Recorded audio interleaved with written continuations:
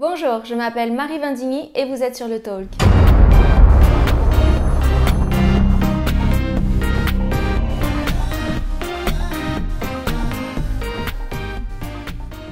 Soyez les bienvenus sur cette chaîne. Nous nous retrouvons aujourd'hui pour une nouvelle vidéo dans laquelle je vais partager avec vous quelques clés, quelques fondamentaux, quelques témoignages aussi, quelques expériences et quelques outils pour vous permettre de servir Dieu efficacement. Tout d'abord, j'aimerais dire qu'il y a autant de pluralité d'appels qu'il y a d'individus, de personnalités, de talents.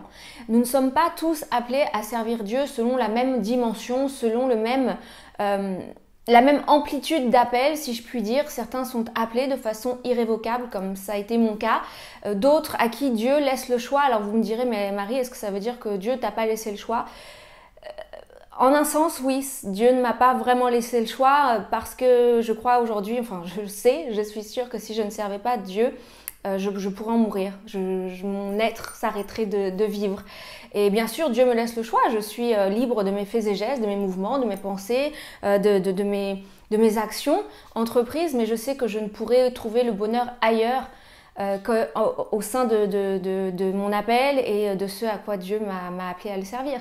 En cela, je dis que certains ont le choix et d'autres pas. C'est ce qu'on appelle l'appel irrévocable. De la même façon, certains sont appelés à l'un des 5 ministères, donc docteur de la parole, prophète, apôtre, pasteur, évangéliste. Et d'autres, comme moi, sont appelés à tout le reste de la multitude de ministères et de services qu'il est possible de faire pour Dieu. Alors j'aimerais tout de suite rentrer dans le vif du sujet et peut-être vous bousculer un petit peu, vous commencez maintenant à connaître le style de la personne. Parce que au gré de mes échanges, vous savez que j'exerce, je travaille, je sers Dieu au sein du ministère Salut pour le monde, qui est donc le ministère du pasteur et apôtre Daniel Vindigny, mon papa en l'occurrence, que je vous invite à découvrir sur sa chaîne YouTube si vous ne le connaissez pas, qui donne de très bons enseignements, de bonnes exhortations qui vous permettra de pouvoir booster votre marche avec le Seigneur et d'en découvrir davantage au sujet de la foi chrétienne, dans le sens très vaste et large du terme. Et au gré de mes rencontres, alors soit en face-to-face avec les gens, soit lors d'échanges email, soit dans les messages qu'on reçoit, des requêtes de prière, des sollicitations, des demandes de conseils, vous êtes très nombreux, les chrétiens sont très nombreux à nous écrire pour avoir une révélation, avoir une réponse de Dieu en ce qui concerne leur service pour lui. Beaucoup nous écrivent en disant « Pasteur, s'il vous plaît, priez pour moi, j'ai besoin que Dieu me montre où est-ce que je dois être pour le servir, ce que je dois faire, est-ce que Dieu m'appelle à le servir, avez-vous une parole prophétique pour moi, Dieu ne me parle pas à ce sujet, and so on, etc. » Bon. Alors j'aimerais vous rappeler une chose, surtout si vous voulez servir Dieu. Il est très important d'avoir la tête dans le ciel et vraiment d'être dans la dimension et les choses spirituelles et comprendre que tout ce qui nous entoure est spirituel.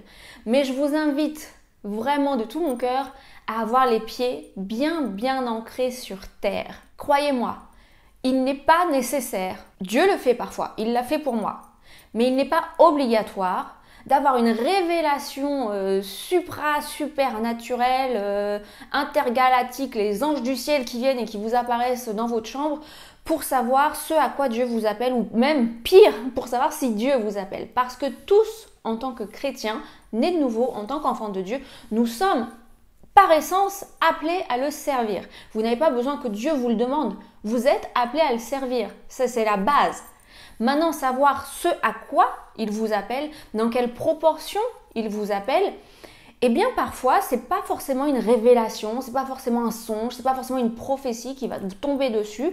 C'est tout simplement les éléments de la vie courante. C'est votre prédisposition à être doué pour faire certaines choses, votre passion à aimer faire certaines choses, vos talents, vos capacités à être performants dans certains domaines d'activité qui vont naturellement, tout doucement, dessiner ce à quoi vous pouvez être utile pour le royaume et la cause de l'évangile, pour le royaume de Dieu et la cause de l'évangile. Par exemple, certains ont une voix magnifique, ils chantent très bien, ils chantent juste, ils ont ce truc, cette vibes, voilà, quand ils chantent, il se passe quelque chose et tout. Et ils sont là à se demander « Ah Seigneur, est-ce que tu veux que je chante ?» Mais Dieu va pas te répondre. Il l'a déjà fait, il t'a donné le talent, il t'a donné le don, il t'a suscité dans ton cœur ce questionnement. Ça veut dire que tu dois chanter pour le Seigneur. Donc si je peux commencer avec ce conseil, arrêtez de vouloir tout spiritualiser, de vouloir absolument avoir un signe prophétique, une révélation pour tout ce que vous faites dans la vie, y compris pour votre service pour Dieu, ou peut-être Dieu ne vous donnera jamais de prophétie sur votre service, peut-être jamais. Il y a des millions de gens qui servent Dieu sur terre et qui n'ont jamais eu une prophétie en particulier pour savoir ce à quoi Dieu les appelait. Simplement, ils sont doués pour quelque chose, il s'est présenté un besoin autour d'eux, dans un ministère, dans une église, et puis l'opportunité s'est créée, et voilà, les choses peuvent être aussi simples que ça. Réalisons que nous ne sommes pas tous appelés à servir Dieu dans l'un des 5 ministères. C'est un appel bien particulier, bien spécifique, où là, effectivement, dans la plupart du temps, il y aura des paroles prophétiques, où il y aura une révélation, il y aura une expérience vraiment particulière dans l'appel que Dieu nous lancera. Pas systématiquement, mais selon moi, en tout cas, très souvent, quasiment tout le temps. Pour le reste, il arrivera que Dieu mettra sur votre route des personnes qui vous sèmeront des paroles de connaissance, des paroles de discernement, des opportunités de vie, des portes qui vont s'ouvrir, d'autres qui vont se fermer. Et en cela, vous pourrez dire, Dieu m'a parlé à travers voilà, cette évidence qui s'est produite dans ma vie, qu'il me voulait là et pas là, qu'il me dirigeait plutôt à aller dans cette direction plutôt qu'une autre. Mais ne vous posez pas trop de questions. Vous savez, si vous voulez servir Dieu, j'ai une liste longue comme ça, mais jusqu'au ciel, de choses à vous proposer, de choses à vous donner à faire, pourvu que vous ayez envie de travailler dur. Parce que le ministère, c'est pas tout beau, tout rose. Laissez-moi vous dire que le ministère, c'est parfois un poids lourd à porter. C'est une vie de service, c'est une vie d'abnégation totale, c'est une vie de sacrifice, c'est une vie de 24 heures sur 24, 7 jours sur 7. Il vous faut donc être bien solide, bien équipé spirituellement, équipé doctrinalement, équipé psychologiquement, équipé sentimentalement. Dans cela, je veux dire qu'il faut avoir la cuirasse un peu dure parfois, parce que vous serez déçus, parce que vous vous tromperez parfois sur des personnes sur lesquelles voilà, vous aviez misé, des gens que vous pensiez vraiment aller jusqu'au bout de l'aventure, j'appelle ça l'aventure du ministère, dans le bon sens du terme, jusqu'au bout, et puis voilà, les gens prendront des routes différentes, vous serez déçus, c'est difficile, vous serez trahis. Incontestablement, vous serez trahi. Ne pensez pas que vous passerez à travers les mailles du filet. Je ne connais pas un seul ministère sur cette planète que j'ai rencontré, et croyez-moi, j'en ai rencontré, qui n'ait pas subi ces choses-là, qui n'ait pas été victime de cette trahison, souvent, bien souvent, dans 99% des cas d'ailleurs, par les gens qui leur sont les plus proches. Et puis vous serez jugé, particulièrement si vous avez un service qui vous appelle à être mis sur le devant de la scène. Vous allez avoir des jugements, vous allez avoir des critiques, les gens vont pas toujours être très sympas avec vous. Et si vous laissez ça vous atteindre et si vous laissez ça remettre en question votre service en disant mais finalement regarde toutes ces critiques, toutes ces choses, est-ce que c'est pas un signe que Dieu ne me veut pas vraiment là? Non. La tête dans le ciel, les pieds sur terre. Ça s'appelle la vie, ça s'appelle servir Dieu, ça s'appelle travailler dur, se prendre des scuds dans la tête et continuer sa route. Je crois véritablement qu'on peut mesurer le sérieux d'un appel, le sérieux d'un service, notamment, pas que bien sûr, mais notamment sur sa longévité et sur l'endurance dont fait preuve la personne dans son service. Pourquoi je dis ça? Parce que, vous savez, ces chrétiens à qui Dieu m'a parlé. Oh, pasteur, Dieu m'a parlé, j'ai une révélation, voilà ce qu'il faut que je fasse. Ou Dieu m'a parlé pour servir Dieu au sein de ton ministère et vraiment, je suis convaincue que c'est là qu'est ma place. Je sais que c'est derrière cette vision-là que Dieu m'appelle. Et vraiment, ils ont eu une fulgurance. Dieu leur a parlé. Et puis ces chrétiens-là, où Dieu m'a parlé, il faut que je fasse ci, il faut que je fasse ça. Là, je prends un exemple, mais il y a une multitude d'exemples. Et puis 3 mois après, ou 6 mois après, pasteur, Dieu m'a parlé. Et puis Dieu leur a parlé et il a complètement changé d'avis. Dieu veut plus du tout qu'ils soient ceci ou cela, mais finalement non, Dieu veut qu'ils fassent autre chose et puis qu'ils aillent ailleurs. Et puis voilà, donc c'est la confusion la plus totale avec des Dieu m'a parlé, Dieu m'a parlé. Dieu vous a jamais parlé, votre orgueil vous a parlé à vous tout seul parce que vous visionnez avec une certaine ambition personnelle carriériste certains postes ou d'autres en fonction de là où le vent du succès semble mener la chose. Voilà, donc je crois qu'on voit véritablement la solidité, le sérieux et l'esprit de service pour la cause de Christ et pas pour sa propre cause de quelqu'un à travers sa longévité, à travers son endurance, à enchaîner les mois les années, les décennies de service et être toujours là, fidèle, à ne pas bouger ni à droite ni à gauche, parfois avoir des épreuves, des difficultés, tomber, se relever et poursuivre sa route en gardant ses yeux fixés sur l'objectif. Parce que tout cela, nous ne le faisons pas pour nous. Rien de tout cela n'est pour nous. Si nous le faisons, c'est pour la cause de l'évangile, c'est pour le royaume de Dieu, c'est pour que Jésus-Christ soit mis à l'honneur. C'est le seul but, sinon, croyez-moi que s'il n'y avait pas ce but-là, s'il n'y avait pas le but d'annoncer l'évangile et de sauver les perdus, ce que je fais, j'irais le faire dans le monde et j'aurais une magnifique carrière.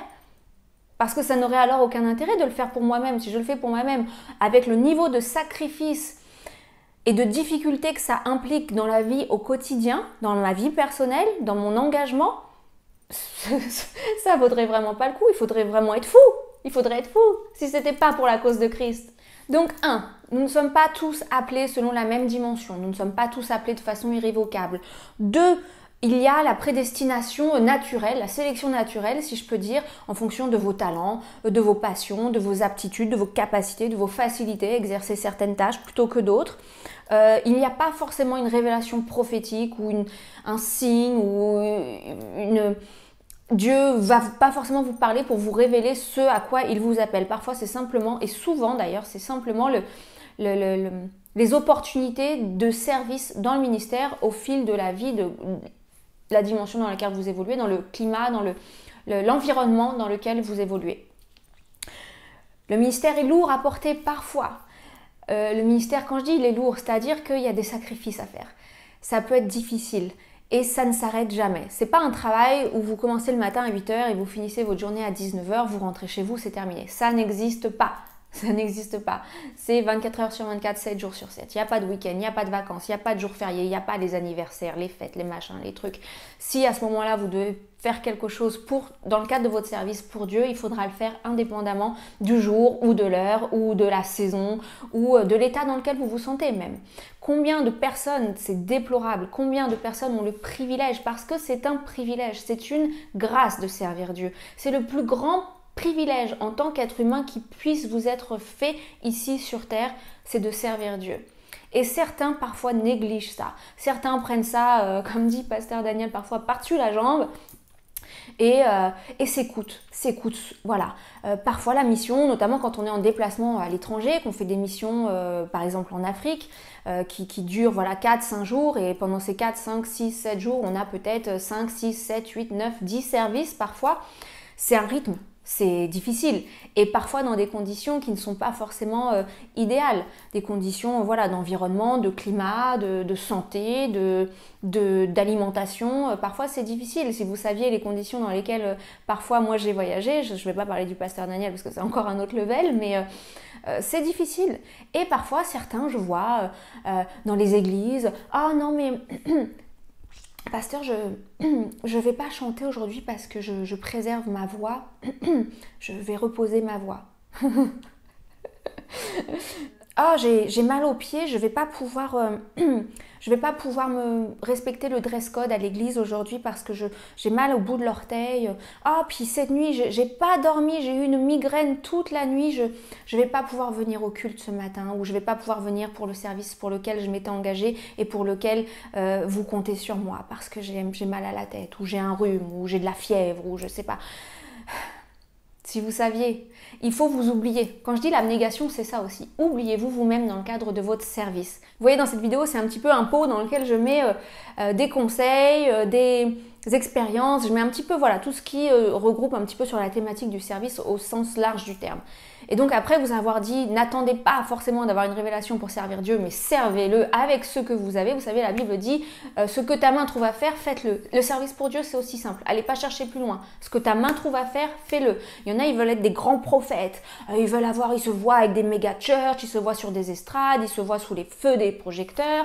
Ils n'ont jamais passé le balai dans l'église. Ils savent pas ce que c'est que de récurer les toilettes de l'église. Ils savent pas ce que c'est que d'aller servir Dieu sans rien avoir à manger, sans avoir d'argent, sans même être sûr d'avoir un toit au-dessus de sa tête, mais il se voit grand. Redescendez sur terre, redescendez d'un niveau et puis ayez bien conscience de ce que vous êtes en mesure de produire et de proposer pour le service.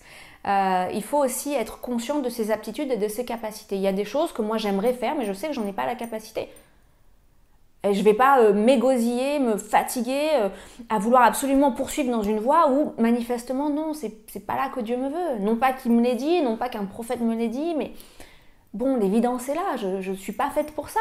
Je suis faite pour autre chose. Et donc je vais m'appliquer à être la meilleure des meilleures dans le domaine dans lequel manifestement Dieu m'a appelée, parce que c'est ce pourquoi je suis douée, c'est ce pourquoi je suis à l'aise, c'est ce que j'aime faire, c'est là où je m'épanouis, et c'est là où aussi j'ai du résultat. On voit l'arbre à ses fruits, et je pense que quand vous êtes appelé dans quelque chose, vous verrez que c'est là aussi là où Dieu vous appelle, parce que vous allez porter de fruits et de bons fruits, parce que votre travail produira quelque chose d'efficace, quelque chose de concret. Bref, pour en revenir, j'ai mal ici, j'ai mal là, j'ai mal au bout du doigt, j'ai un cil qui est parti, j'ai les cheveux qui a poussé trop vite, voilà. Moi, ça m'exaspère. Ça m'exaspère ce genre de comportement dans le service pour Dieu. Si vous saviez les conditions parfois dans lesquelles j'ai été servir Dieu, et je ne me lance pas des fleurs, c'est toute la gloire revient au Seigneur, et je sais qu'il a éprouvé aussi ma capacité de résistance, et bon, je ne m'étendrai pas sur le sujet, mais à travers ces épreuves, j'ai aussi appris plein de choses. Le Seigneur nous enseigne tantôt d'une manière, tantôt d'une autre. Et je vais prendre le tout dernier exemple en date, où nous étions avec le pasteur Daniel Vindigny à Brazzaville au début de l'année, donc au Congo. Une formidable mission, vraiment une mission merveilleuse. Merci encore au pasteur qui a reçu l'homme de Dieu là-bas, et on espère être très bientôt de retour au Congo. Et vous avez vu, pour ceux qui me suivent sur Instagram, vous avez vu mes stories, parce que j'aime bien quand on est en mission poster pas mal de, voilà, les stories, les coulisses un petit peu de ce qui se passe, avec une vue très franche et très transparente et très honnête de la réalité du terrain. Et vous avez vu, voilà, au gré de mes stories, un petit peu tout ce qu'on a fait et les services qui se sont enchaînés. C'était du plein air. Le plein air, c'est très fatigant. Pour ceux qui connaissent la mission en plein air, c'est bien plus fatigant que quand vous êtes dans une église ou dans une salle. C'est très différent, c'est un format très différent. Et voilà, on est resté là-bas une semaine. Pendant cette semaine, je ne m'étendrai pas sur voilà, exactement ce qui m'est arrivé, mais j'ai été très, très, très, très, très malade. J'étais dans des souffrances terribles. Quand je vous dis des souffrances terribles, c'est-à-dire qu'une nuit, je hurlais dans mon oreiller. J'étais à deux doigts d'aller frapper à la porte du pasteur en me disant « Je t'en supplie, j'en sais rien, prie, fais quelque chose. » Mais j'avais tellement mal que je ne pouvais même pas me lever du lit. Et le lendemain matin, il y avait un service. Et le lendemain soir, il y avait un service. Et ainsi de suite, et ainsi de suite. Dans des douleurs terribles.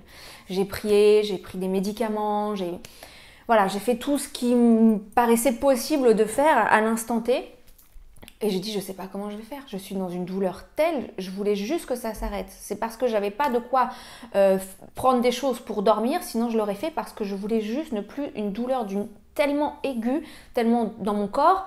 C'était atroce. Et j'ai continué, je me suis levée le matin, j'ai serré les dents et je suis allée servir Dieu. Et j'avais le sourire et j'avais mal. Je me souviens même une fois où je me suis mise derrière un arbre pour pleurer de douleur, tellement j'avais mal. Pour que ça passe, je me suis ressaisie et je suis retournée servir Dieu. Et j'étais dans une telle douleur qu'à l'instant où on est rentré ici en France, on a pris la voiture à l'aéroport, on est rentré et le pasteur m'a déposée aux urgences de l'hôpital. Et j'ai été prise en urgence et j'ai été opérée dans la foulée voilà, du souci que j'avais. Et j'ai pensé à tous ceux qui veulent servir Dieu et qui ont mal à la tête, mal à la gorge, mal au bout du pied, l'ongle à sauter, voilà, et qui pour ces raisons-là ne viennent pas servir Dieu parce que non, c'est trop difficile, là je peux pas, j'ai de la fièvre, j'ai 38, j'ai 39, je peux pas y aller. Mais on fait comment si demain, lors par exemple d'une conférence, le pasteur orateur a 39 ou 42 fièvres, comme c'est déjà arrivé, ils prêchent pas, et donc c'est des milliers de personnes qui viennent et qui sont comme ça laissées en plan et qui vont pas recevoir la bénédiction que Dieu avait prévu de leur donner ce jour-là. Je crois, voilà, qu'il faut savoir être un peu plus combattant, un peu plus pugnace, avoir un petit peu plus de... Il faut savoir un peu s'oublier et au profit du service. Et croyez-moi que j'ai expérimenté vraiment quelque chose dans le cadre de ce service. J'avais mal, voilà, pour en revenir à Brazzaville, j'avais mal, je souffrais. Mais je ne souffrais pas pendant que j'étais en train de servir à la mesure à laquelle je souffrais à la seconde où je m'arrêtais de servir. C'était multiplié par 10 en fait. Entre le moment où je servais, où j'avais vraiment mal, et le moment où je m'arrêtais, où là c'était multiplié par 10, où j'avais vraiment, vraiment mal. J'avais expérimenté ça aussi une fois. C'est des petits détails, vous voyez, j'interprétais pour un pasteur qui était venu nous visiter à l'église et qui a prêché pendant 5 heures. Et donc parce que je suis sur l'estrade, et parce que je suis une femme, et parce que voilà, l'apparence compte aussi, oui, j'avais des talons aiguilles. Voilà, les femmes comprendront, au bout de 5 heures. Comment vous dire que la douleur que j'avais dans les pieds était quand même assez exceptionnelle. Mais bizarrement, je savais que j'avais mal, mais je continuais. De toute façon, j'avais pas le choix. J'allais pas dire, attendez, je vais mettre mes savates, je vais mettre une petite paire de tongs, attends, prêcher, pasteur, hein, je vais juste changer mes chaussures parce que j'ai mal et puis je reviens. Non, quand il n'y a pas le choix, il n'y a pas le choix. Tu continues. Tu serres les dents et tu continues, comme je l'ai dit. C'est des petites choses. Voilà, ce sont les aventures du ministère. Parfois, ça fait mal, parfois c'est dur, parfois les circonstances sont compliquées, parfois on n'a pas le temps de manger, on n'a pas le temps de boire. C'est comme... ceux qui servent Dieu et puis qui ont toujours un petit snack dans le truc et puis sur le côté de l'estrade qui boulotte un truc. Enfin, vous savez pas jeûner, vous n'êtes pas capable de sauter un repas, vous n'êtes pas capable de pas manger pendant une journée parce que vous servez Dieu. Donc, ceux qui veulent servir Dieu, voilà, il faut arriver à des niveaux où vous savez que voilà, le service c'est ça aussi. C'est pas faire le beau, faire la belle sur l'estrade, être bien habillé, bien coiffé, bien maquillé, et puis tout le monde nous regarde, puis on est joli à la caméra et c'est formidable. Non, servir Dieu c'est tout le reste, c'est tout ce que les gens ne voient pas. C'est toutes les heures et les heures de travail à pouvoir par exemple créer une vidéo où vous avez l'impression que c'est une vidéo qui fait une demi-heure et en fait peut-être qu'elle a demandé 3-4 jours non-stop de travail. Voilà, c'est ça servir Dieu. Il faut aussi savoir être humble et savoir si Dieu vous appelle à avoir votre propre ministère ou si Dieu vous appelle à le servir dans le cadre de la vision d'un autre ministère, comme c'est mon cas. Moi, je n'ai pas mon propre ministère, je sers au sein du ministère Salut pour le monde. Et croyez-moi que je fais bien plus en servant au sein de la vision d'un ministère et servant pour le compte d'un ministère que si j'étais toute seule en électron libre. Et parfois, certains, par orgueil, par excès de confiance, par ambition, encore une fois, carriériste et personnelle, oubliant la cause pour laquelle ils se battent, certains vont vouloir prendre leur indépendance et se dire maintenant moi je suis pasteur ou évangéliste ou ceci ou cela et puis je vais servir Dieu de mon côté, voilà. Alors que c'est pas du tout ce à quoi Dieu les appelait. Parfois, je ne dis pas tout le temps, ne faites pas une généralité de ce que je dis, parfois il y a certains qui sont appelés à servir dans un ministère. Par exemple, au sein du ministère Salut pour le monde, nous avons besoin de pasteurs, nous avons besoin d'évangélistes, parce que le pasteur et apôtre Daniel Mandini ne peut pas tout faire tout seul. Les âmes arrivent en masse, nous sommes sollicités de toutes parts. Moi, j'ai besoin d'aide aussi sur plein de sujets. Le pasteur a besoin aussi d'une équipe de ministères ordonnés qui viennent renforcer les rangs pour pouvoir absorber toutes ces demandes, pour pouvoir absorber toutes les demandes de conseils, de prières, tous les accompagnements des âmes. Et certains se disent, mais je ne sais pas où Dieu m'appelle, mais regarde où sont les besoins, regarde où est-ce que tu peux être utile. Et donc certains vont prendre leur envol, vont vouloir être indépendants et vont faire 100 fois moins en étant indépendants que ce qu'ils auraient pu faire s'ils avaient servi au sein d'un ministère. C'est très égoïste et je ne voudrais pas être à leur place quand Dieu leur redemandera des comptes au jour du jugement. Pour la gloire de se dire « je suis un tel et j'ai tel ministère » plutôt que de dire « je travaille au sein de… » Enfin, je sers, oui, je travaille aussi, c'est du travail, hein, au sein de tel ministère. Voilà, je trouve ça vraiment très dommage, surtout quand il y a des besoins ailleurs. Moi, je vois plein de ministères aujourd'hui qui sont ordonnés et qui font pas grand-chose. Et je me dis, mince, si ces gens-là étaient, par exemple, au sein du ministère Salut pour le monde ou au sein d'autres ministères que je connais, et mettaient leur talent, leur service, leur rappel, parce qu'ils sont réellement appelés. Ils sont réellement appelés à être pasteurs ou être ceci ou être cela. Ils sont appelés à ça. Mais s'ils mettaient ça au service d'un autre ministère, mais leur visibilité déjà serait multipliée par 100, leurs fruits seraient multipliés par 100, leur efficacité de service serait multipliée par 100. Et je trouve ça tellement dommage, je trouve que c'est vraiment du gâchis. De la même façon, il y a des gens qui ont vraiment des talents, qui ont vraiment des potentiels, des gens qui sont naturellement doués pour faire certaines choses. Prenons mon exemple. Moi, voilà, j'ai une capacité à organiser, à manager un petit peu les choses. Je peux absorber une quantité de travail assez importante en peu de temps. J'ai une certaine résistance à la pression, à l'endurance dans le ministère. Et c'est Dieu qui m'a donné ça. J'ai pas eu spécialement à travailler pour avoir ça. C'est pas pénible pour moi de faire ça. Et si j'avais dit, mais non, en fait, c'est parce que c'est difficile malgré tout de servir Dieu. Je l'ai déjà dit, je le redis, je vais le répéter encore dans cette vidéo. Et si je m'étais dit, oui, mais non, moi finalement, je suis bien avec mon employeur, moi j'ai mes journées de travail, bon je sers Dieu de temps en temps quand il y a besoin de moi, sur ponctuellement un service, un événement ou sur une mission en particulier, si vous avez besoin vous pouvez me demander. Mais moi ma vie est bien comme ça, j'ai l'impression que si je servais Dieu ça pourrait presque être un danger pour moi parce que je connais voilà les challenges du ministère et que parfois ça peut peut-être aussi un petit peu ébranler la foi et donc voilà. Mais ces gens-là auront des comptes à rendre au Seigneur.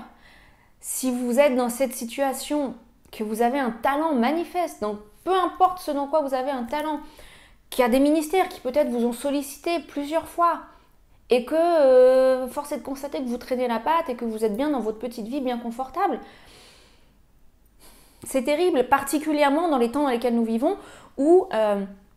nous le savons, les temps sont courts, les années sont comptées. Vous n'avez pas 15 ans devant vous pour servir Dieu. Il reste très très peu de temps. Qu'allez-vous faire de ce temps? Alors vous vous dites peut-être, oui mais Marie, de toute façon avec ou sans moi, par exemple vous avec le ministère Salut pour le Monde, avec ou sans moi, vous ferez quand même le travail qu'il y a à faire. Détrompez-vous. Si nous avions plus de moyens, ressources humaines, ressources financières, ressources techniques, ressources matérielles, nous pourrions faire beaucoup plus et sauver beaucoup plus d'âmes. C'est mathématique, mais alors c'est limpide et clair comme de l'eau de roche. Il faudrait être extrêmement hypocrite et vraiment de mauvaise foi pour dire et penser le contraire. Évidemment qu'on pourrait faire plus. Moi, je suis qu'un être humain. L'homme de Dieu, le pasteur Daniel Vindy, n'est qu'un être humain. On ne peut faire que ce qu'un être humain a la capacité de faire avec une journée de 24 heures, 7 jours par semaine. On ne peut pas faire plus que ça. Donc si on était 2 ou 3 ou 4 comme moi, vous imaginez tout le travail qui pourrait être fait en plus, mieux, de meilleure qualité? Donc voilà, il faut être conscient de ce aussi à quoi vous appelle. Il faut être conscient dans le sens où ne pas se minimiser. Si Dieu vous a réellement donné un talent manifeste et ne pas l'enfouir sous le tapis, de la même façon, il ne faut pas être trop présomptueux. Il y a des gens, ils veulent être par exemple chantres. Bon, ils ont une voix de crécelle. Il y a des gens, ils veulent voilà, servir Dieu dans l'événementiel, organiser des événements et tout. Bon, tu les fais travailler plus de 12 heures d'affilée, ils n'en peuvent plus. Oubliez. Trouvez autre chose, vous n'êtes pas fait pour ça. Si vous ne savez pas vous faire un peu violence et vous faire un peu mal, trouvez un autre poste. Voilà. Donc il faut être conscient dans les deux sens. Sachez aussi, je parle notamment pour les jeunes serviteurs, servantes de Dieu, les gens qui commencent dans le ministère, être humble face à ceux qui ont plus d'expérience que vous. Parce que peu importe l'onction, le niveau d'onction que vous avez, le niveau de grâce dans les dons que vous avez, ça ne remplace pas les années, ça ne remplace pas l'expérience, ça ne remplace pas le discernement évident qui découle non pas d'une révélation spirituelle, mais des années d'expérience. Il y a des choses qui s'apprennent dans le ministère de façon incompressible avec les années. Il faut savoir être humble face à l'expérience. Il faut savoir se taire quand un aîné dans le service vous donne un conseil. J'entends bien sûr quelqu'un qui a fait ses preuves, quelqu'un qui n'est pas un perché illuminé, quelqu'un qui va qui tient la route, quelqu'un en qui vous savez que vous pouvez avoir confiance. Parce que y a des choses qui ne se vivent qu'avec le temps. Alors certes, avec le peu d'années qui restent, le rythme est accéléré et que peut-être ce que le pasteur Daniel a vécu en 15 ans par exemple, ceux qui commencent le service aujourd'hui vont le vivre en 3 ou 4 ans. Malgré tout, il ne faut pas brûler trop vite les étapes et il ne faut pas se prendre pour plus que les aînés. C'est très très très important, croyez-moi. Comprenez que dans le service pour Dieu, il y a une palette mais infinie de choses qu'il est possible de faire. Et ayez bien conscience que le matériel est un propulseur aussi du spirituel. Par exemple, si vous assistez à une conférence chrétienne, un concert ou un séminaire ou une conférence, vous allez forcément plus recevoir et mieux recevoir, ou en tout cas plus facilement recevoir, si vous êtes reçu dans des bonnes conditions, s'il y a une bonne équipe d'accueil, si la salle est bien rangée, si l'éclairage est agréable, si la sonorisation est bien réglée, si peut-être vous êtes en fond de salle et que vous ne voyez pas ce qui se passe sur le devant de la scène, il y a des écrans de retour, des choses comme ça. Tout ça, c'est le matériel qui vient en support au spirituel. Je ne dis pas que c'est indispensable. Dieu peut sauver n'importe qui au fin fond d'un champ, tout seul face à à son épi de blé et il n'a pas besoin de tout ça. C'est pas ce que je dis, attention. Et on a vu des choses comme ça se produire, des révélations comme ça où Dieu n'a pas besoin d'artifice. Parce que certains vont dire, ah mais ça c'est le spectacle, c'est le show à l'américaine, ça se voit que vous travaillez avec le pasteur Bénigne. D'ailleurs, je pense que je ferai une vidéo spéciale pour répondre à tout cela et mettre bien les points sur les i, les barres sur les t en ce qui concerne le ministère du pasteur Bénigne. Qui... Bon, je ferai une vidéo. Sachez en tout cas que s'il vous prend en ma présence ou dans les commentaires, venir à critiquer cet homme de Dieu, vous me trouverez bien planté là sur votre chemin, bouclier ardent de feu dans les mains, prête à renvoyer la flèche à l'expéditeur. Donc voilà, toutes ces choses sont importantes et toutes ces choses, ça a besoin d'argent pour les acheter, pour se former, et puis d'être humain, de ressources humaines derrière pour pouvoir accompagner ces choses. Moi, je ne peux pas être derrière la caméra, je ne peux pas être à l'accueil, je ne peux pas checker la sécurité, je ne peux pas faire le placement des gens sur les rangs d'honneur des pasteurs, je ne peux pas gérer le son, je ne peux pas assister à la répétition, je ne peux pas m'occuper du plan caméra. On a besoin d'une équipe pour ça. Donc il y a tellement de choses à faire dans le service pour Dieu. Tellement de choses à faire, si vous saviez. Et c'est un service à part entière. C'est un service à part entière. Simplement, il faut être décidé. Il faut se dire, attends, là, maintenant, j'ai erré de droite et de gauche pendant toutes ces années. À un moment donné, il faut que je me pose. À un moment donné, voilà, moi, je sais faire ça ou j'aimerais vraiment beaucoup apprendre à faire ça parce qu'il y a des choses qu'on ne peut pas apprendre, il y a des choses qu'on peut apprendre. Par exemple, si vous voulez être chantre et que vous avez une voix de crécelle, bon, c'est quand même mal parti. Même si vous prenez des cours de chant, bon, vous pourrez vous améliorer, ok, mais vous serez jamais Whitney Houston, quoi. En revanche, si par exemple, vous voulez être caméraman ou... par exemple, les vidéos du pasteur Daniel Bandini qui sont postées sur YouTube, tous les contenus sur les réseaux sociaux, les flyers, les visuels, les carousels, les extraits sur TikTok, etc., c'est moi qui les fais. On m'a jamais formé pour ça. J'ai pas fait une école de communication pour faire ces choses-là. J'ai pas fait une école pour être caméraman. Je suis derrière la caméra, je suis à l'édition, je suis au montage, je suis à l'incrustation, je crée les flyers, je crée les visuels. Et puis il y a tout le reste à côté qui a besoin d'être fait. Donc si on avait quelqu'un pour faire tout ça, par exemple, à plein temps, à part entière et qui ferait des choses du coup mieux que moi parce que moi je l'ai fait dans la limite du temps qui m'est donné de le faire. Si j'avais que ça à faire dans le cadre de mon service, je ferais beaucoup mieux et je ferais beaucoup plus, évidemment. Mais il y a tout le reste aussi du ministère à gérer à côté.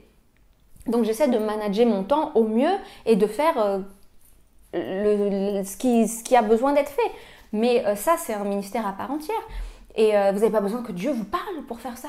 Vous avez besoin de vous frotter les yeux un petit peu plus de bonheur le matin, de vous lever, et puis d'aller, voilà, comme une grande personne, comment j'ai fait moi. Vous allez sur YouTube et puis vous tapez, voilà, tutoriel, vous cherchez sur des forums, et puis vous mangez du tutoriel toute la journée, pendant 2 jours, 1 semaine, 15 jours, 3 semaines, 1 mois, jusqu'à ce que vous soyez prêt à produire quelque chose d'efficace dans le cadre de votre service.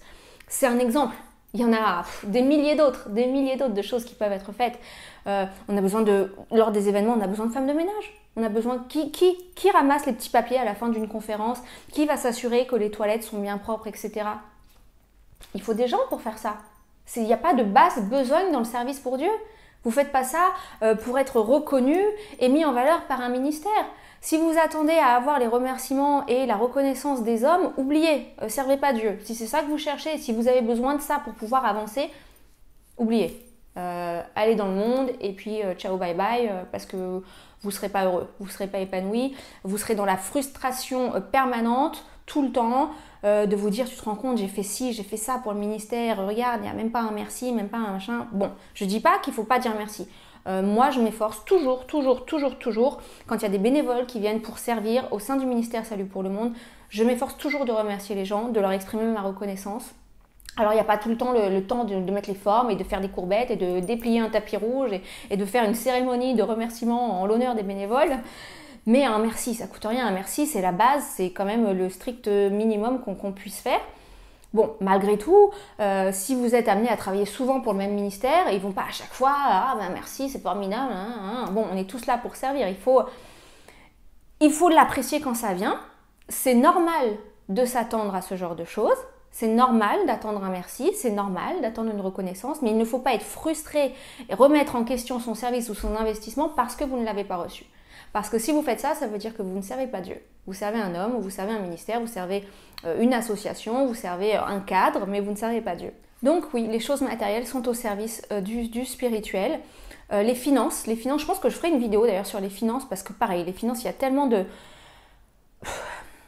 personnes qui sont dans les problèmes financiers alors qu'ils ne devraient pas y être, tout simplement parce qu'ils n'appliquent pas les principes bibliques fondamentaux sur le sujet. Il n'y a pas besoin d'une intercession particulière pour être béni dans vos finances. Il n'y a pas besoin de se déchirer les vêtements et de jeûner pendant 30 jours pour invoquer la grâce et la faveur financière de Dieu sur votre vie.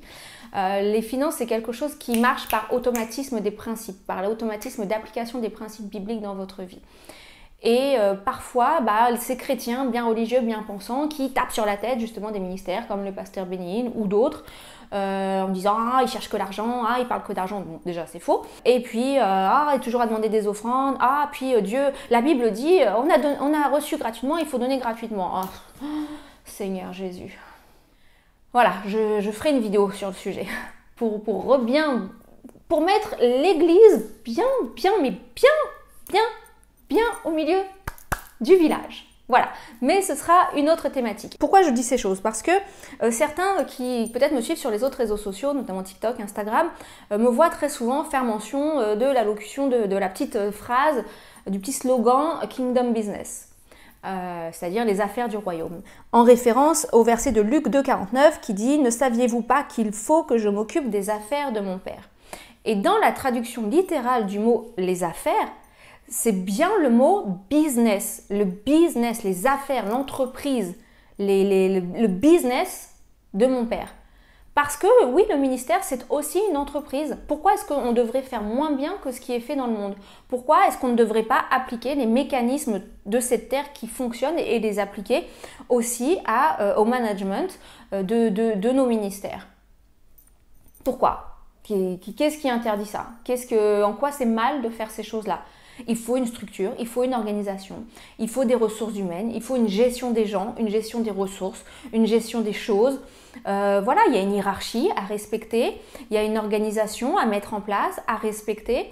Et c'est véritablement les affaires du royaume. Ce sont les affaires du royaume de Dieu. Il n'y a pas de plus grand niveau de privilège, encore une fois, sur cette terre que de gérer les affaires du royaume de Dieu. Et c'est sérieux, c'est très sérieux. Si vous pensez qu'il faut être professionnel quand vous avez votre emploi dans le monde, et il faut l'être, Si vous travaillez dans le monde, que vous ne ressentez pas forcément un appel à servir Dieu outre mesure, c'est-à-dire que vous servez Dieu le dimanche à l'église et puis vous avez votre travail la semaine, c'est très bien. Je ne juge pas du tout ces personnes-là, il en faut plein, bien sûr. Il n'y a rien de mauvais à ça.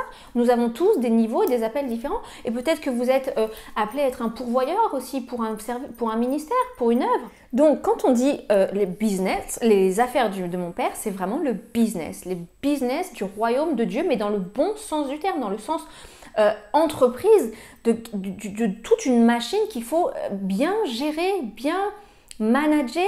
Et nous avons ce bonus, c'est que non seulement on peut faire aussi bien que ce qui est fait dans le monde, mais on fait mieux parce que nous avons la dimension spirituelle, nous avons le discernement, nous sommes éclairés, nous avons la foi pour faire de grandes choses. Donc il n'y a rien de péjoratif quand on dit les affaires du royaume, ce sont les affaires du royaume. Vous savez, servir Dieu et être pasteur, c'est pas s'habiller en guenille, les cheveux gras et puis s'auto-flageller en marchant toute la journée, en mangeant 3 cornichons et puis un flageolet. Et en disant, si vous avez un petit peu d'argent, je prendrai une petite pièce jaune. Parce que apparemment, quand on voit certains commentaires et quand on voit certains bien religieux, des chrétiens vraiment bien religieux, c'est ce qu'ils semblent vouloir. Bon. J'en ne dois pas lire la même Bible. Moi, mon évangile, c'est un évangile qui prêche la prospérité de la Genèse à l'Apocalypse, la bénédiction, le succès, la réussite, voilà, ce genre de valeurs. Peut-être qu'on n'a pas la même Bible finalement, c'est possible. Je crois véritablement que Dieu nous tiendra responsables de ce à quoi il nous a appelés. Certains peuvent parfois prendre des exemples, mais Dieu t'a appelé à faire une entreprise, à bâtir une entreprise. Oui, mais j'ai essayé de bâtir cette entreprise, mais je suis allée dans les banques, et puis la première banque m'a refusé, et puis la deuxième banque aussi, donc bon, je me suis dit que peut-être c'était pas là que... Mais Dieu t'a appelé à faire une entreprise. Oui, mais la banque... Oui, mais tu sais Walt Disney, son projet Walt Disney, Disneyland, il a fait 301 banques avant que son projet, que sa vision soit acceptée par une banque. Ah mais Dieu m'appelle, mais tu sais maintenant j'ai passé l'âge, j'ai plus l'âge, le temps est passé, c'est compliqué pour moi. Oui mais Dieu t'appelle à le servir. Oui mais j'ai plus... Smith Wigglesworth a commencé à servir Dieu dans sa cinquantaine. Oui, mais Dieu t'a demandé d'écrire un livre, Dieu t'a demandé d'écrire cet ouvrage. Oui, mais j'ai essayé, mais il n'y a aucun éditeur qui veut me prendre, et puis pour publier, c'est compliqué. Oui, mais Dieu t'a demandé d'écrire un livre. Oui, je sais, mais... Mais Dieu t'avait demandé d'écrire un livre, parce qu'à travers ce livre, c'est des centaines de milliers d'âmes qui auraient été sauvées. C'est des centaines de milliers d'âmes qui auraient été impactées par le message de l'Évangile à travers toi. Oui, mais... il faut être un peu plus persévérant, il faut y aller, il faut se battre. Et je finirai avec ça, nous sommes appelés à nous battre et nous sommes prédestinés à la victoire. Alors que cette vidéo ne vienne pas culpabiliser les gens qui peut-être sont dans les affaires ou ont un travail séculier et puis se disent mais attends, moi j'ai mon travail, j'ai ma famille à nourrir, oui, je veux bien servir Dieu, mais bon, cette fille-là, elle est en train un peu de nous culpabiliser en disant « faut faire plus, faut faire plus ». Non, non, je m'adresse à une certaine catégorie de personnes qui cherchent vraiment à servir Dieu dans le plein temps et voilà, qui se cherchent et qui ne savent pas trop où aller.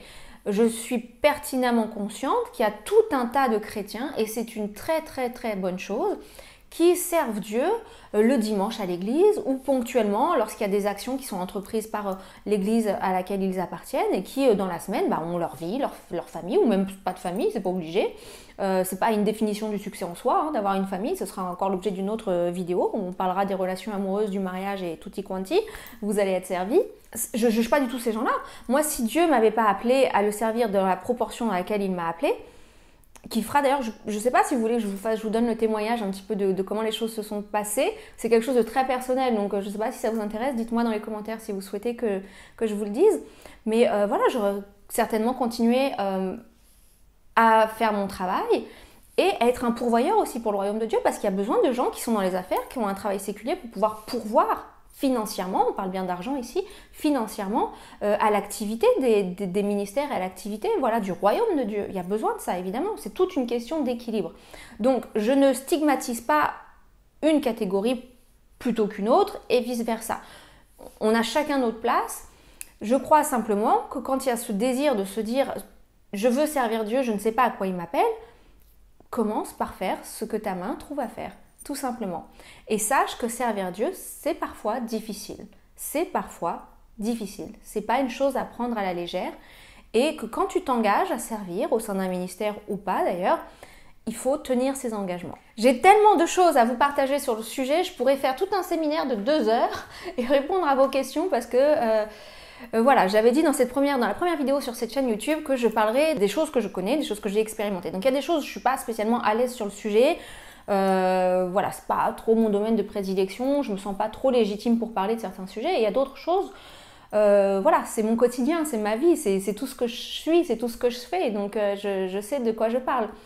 Donc il y a tellement de choses à faire. Je veux juste, voilà, recadrer les choses en disant ne vous sentez pas culpabilisé si vous ne servez pas Dieu et que cette vidéo vous a donné l'impression que je jugeais ceux qui ne servent pas Dieu. Non, non, non, non, non, pas du tout.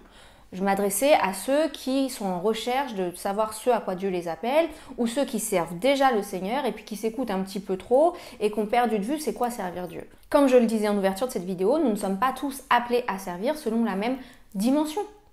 Certains sont appelés en tant que simples chrétiens dans leur église à servir le dimanche, à faire le service de la Sainte Seine peut-être en tant que diacre ou ancien, sont appelés à faire le service de l'école du dimanche, ou sont appelés à faire le ménage dans l'église, ou à faire le service d'accueil, et c'est très très bien, et c'est ce à quoi Dieu vous appelle, parce que vous avez votre vie à côté, et qu'il y a d'autres choses. Dieu vous permet de faire d'autres choses.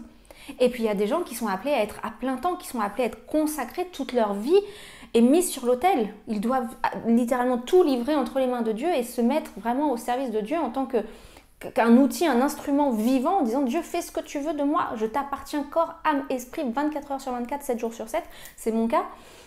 Voilà, on ne choisit pas, c'est Dieu qui appelle et quand il appelle, il faut simplement se laisser guider dans la voie et la porte qui semble s'ouvrir devant nous. Voilà, j'espère qu'il n'y a pas eu trop de mauvaise interprétation de ce que j'ai dit. Si c'est le cas, peut-être j'essaierai de reclarifier. Et puis, si ça vous intéresse, je vous partagerai mon témoignage dans une autre vidéo où je vous expliquerai comment les choses se sont faites. et où je préciserai que quand Dieu vous appelle et qu'il vous appelle vraiment de façon voilà, irrévocable comme ça, dans le plein temps, il y a toujours une période de désert à traverser. Donc si vous êtes dans cette période-là et que vous ne comprenez pas et que vous dites mais mince, j'ai rien, il n'y a pas de porte qui s'ouvre, et puis les finances ça commence à s'amoindrir parce que forcément vous allez piocher sur vos réserves pour servir Dieu, pour vous rendre à des événements, pour servir au sein de ministères, vous allez payer le billet de train, le billet d'avion, l'hôtel, la nourriture, etc. etc. Vous dites mais attends, il n'y a rien, il n'y a rien. Soyez tranquille, soyez en paix, c'est normal. Vous êtes au bon endroit et les portes vont s'ouvrir. Merci beaucoup d'avoir regardé cette vidéo, j'espère qu'elle vous aura encouragé, qu'elle aura été aussi une source d'éveil spirituel et d'éveil concret sur les choses du service. Et on se retrouve très bientôt pour soit mon témoignage, soit voilà, une vidéo sur un sujet différent. Comme à mon habitude, je vous bénis, je vous dis à très bientôt, bye bye.